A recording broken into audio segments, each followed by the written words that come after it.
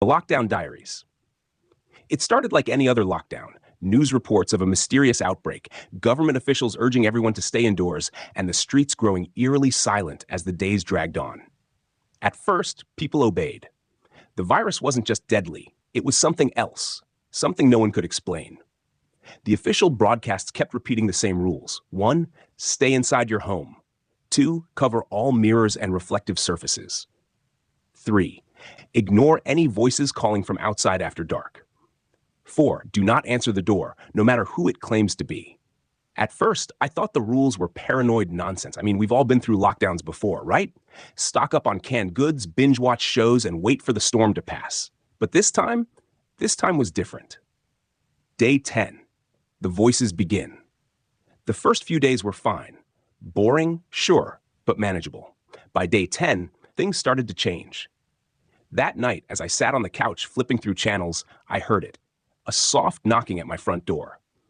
It was around midnight, and the neighborhood had been dead silent for days. "Please let me in," a woman's voice called. It sounded weak, like she was hurt. I froze. Every instinct screamed to help her, but the rules played in my mind on a loop. Do not answer the door, no matter who it claims to be. I crept to the peephole and looked outside. Nothing. No woman, no movement. Just the dim streetlight casting long shadows across the empty street. Then the knocking came again, louder this time. "I know you're there," the voice said. But it wasn't weak anymore. It sounded wrong, like two voices speaking at once. I backed away, heart pounding. The knocking stopped, but the voice didn't. It stayed outside my door all night, whispering, coaxing, and laughing. Day 15, the mirror incident. By now, I'd covered all the mirrors in my apartment, just like the broadcast said. I didn't understand why, but I wasn't taking any chances after the knocking. On day 15, I woke up to find the sheet covering the bathroom mirror on the floor. I knew I hadn't touched it. I hesitated before picking it up, my eyes flicking to the mirror's surface. That's when I saw it. My reflection wasn't moving.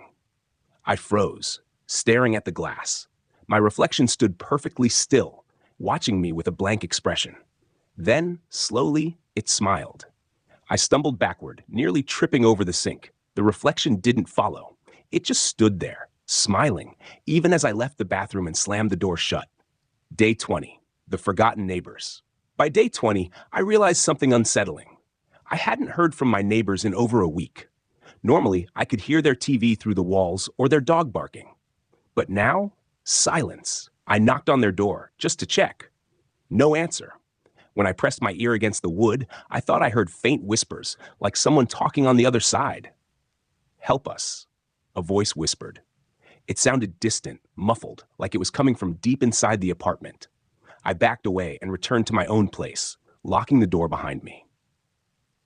Day 30, the blackouts.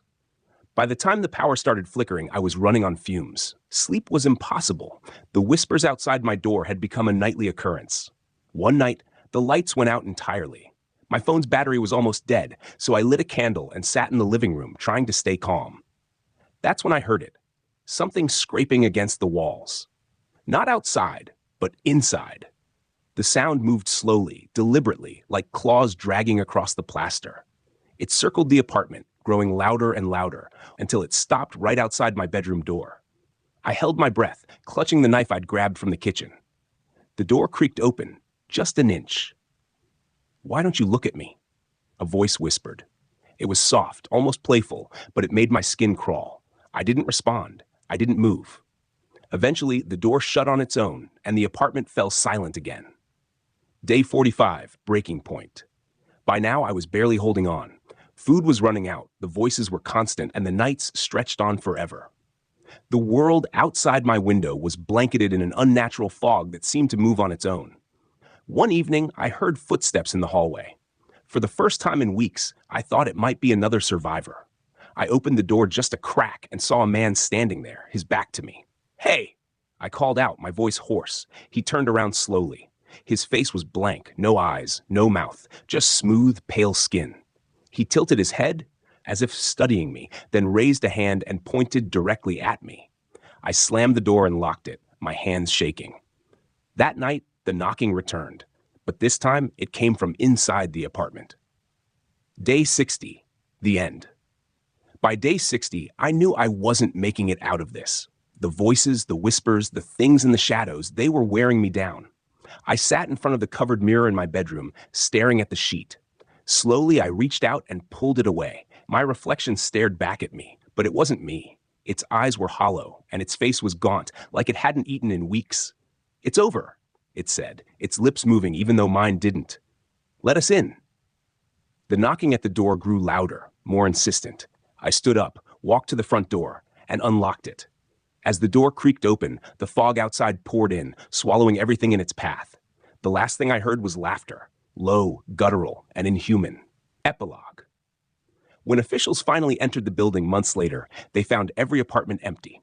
No bodies, no signs of struggle, just abandoned belongings and eerie silence. In one unit, they found a journal. The final entry read, "If you're reading this, it's too late.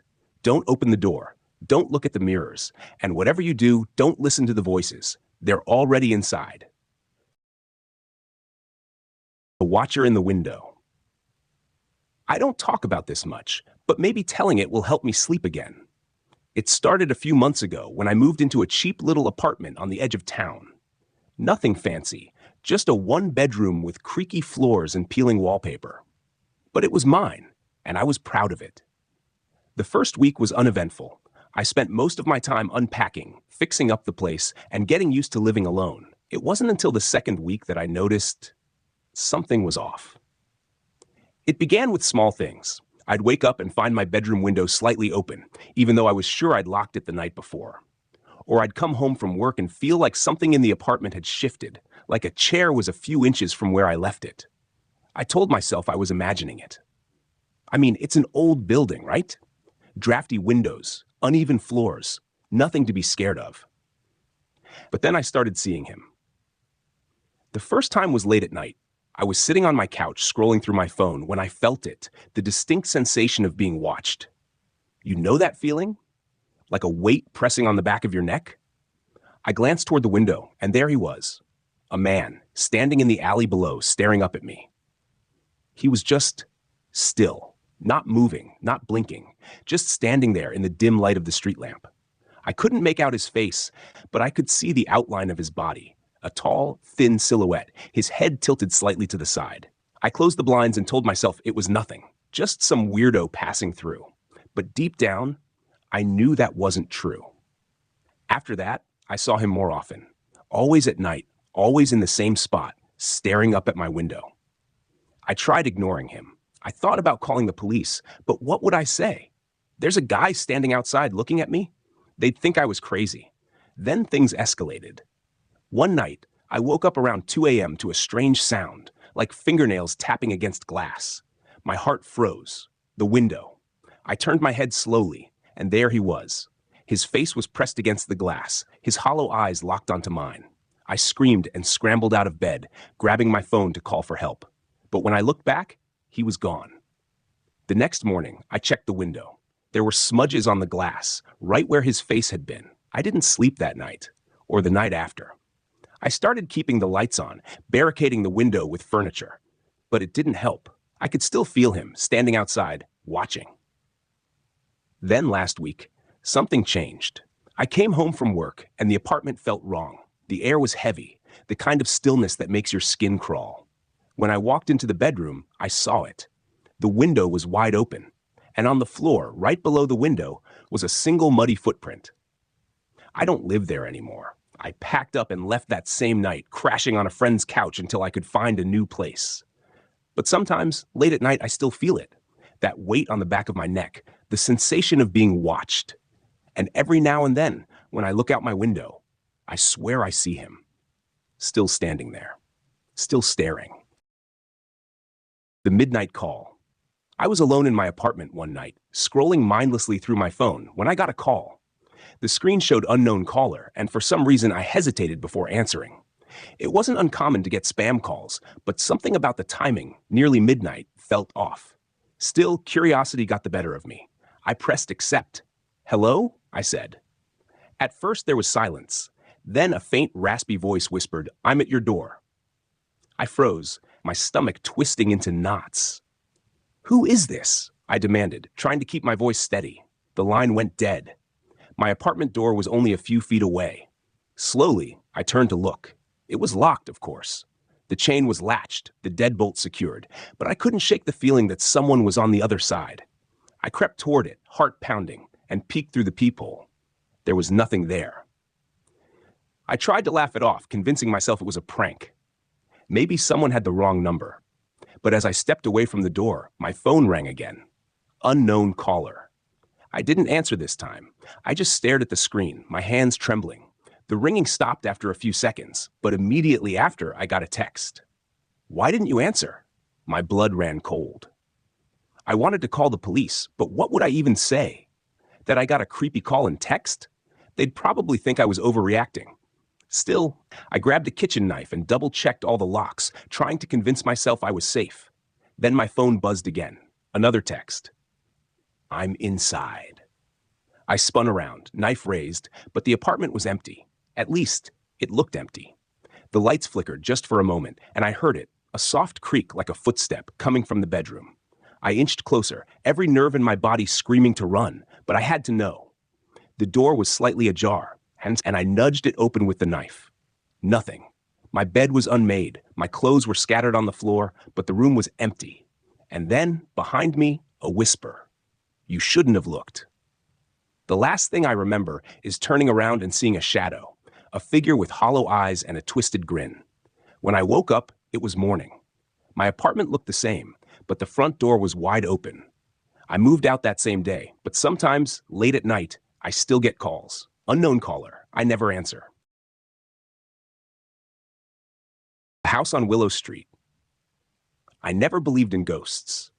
Never thought much of the stories people told about haunted houses. That was until I found myself in one. Living in it, no less. It started when I moved into a small town, desperate to get away from the busy city life. I found a charming old house on Willow Street.